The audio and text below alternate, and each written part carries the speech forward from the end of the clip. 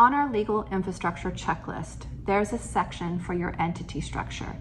All of the items under this section are talking about how do you create, how do you manage, on a day-to-day basis, how do you manage your company so that that liability shield stays in place, the legal protections are there, everything is working as it should be so that you know you can rely on it.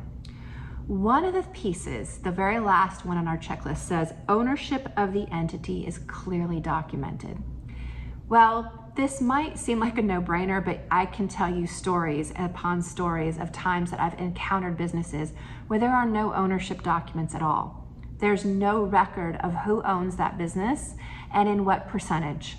And that's a little crazy to think about, but sometimes people get caught up in that formation frenzy when they're starting up their businesses and they're not following all the steps that need to be done. They'll file on Sunbiz, but guess what? Sunbiz doesn't show the owners. Sunbiz shows the people who have the authority to represent that company. That's not necessarily the owners. Sometimes it is, sometimes it isn't. But those hats, those titles, those places on Sunbiz where your name goes, none of those are for owners.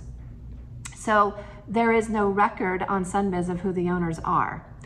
When you file for the IRS, that does have your owners on there, but sometimes that changes over time. Or sometimes, you know what, it didn't turn out the way you thought it was, whatever the case. We do use IRS documents as some evidence of ownership, but those are not legal documents. So you have legal and then you have tax. In the legal world, you need to have documentation of what your ownership is. So even if you're 100% owner, where does it show that? You know, it might be different for LLCs and corporations, what documents show those ownership requirements. But if you're more than one owner, you absolutely have to have documentation that shows ownership separate from the tax returns and the tax documents. So if this is something that you don't have, you put a check under needs attention on that checklist.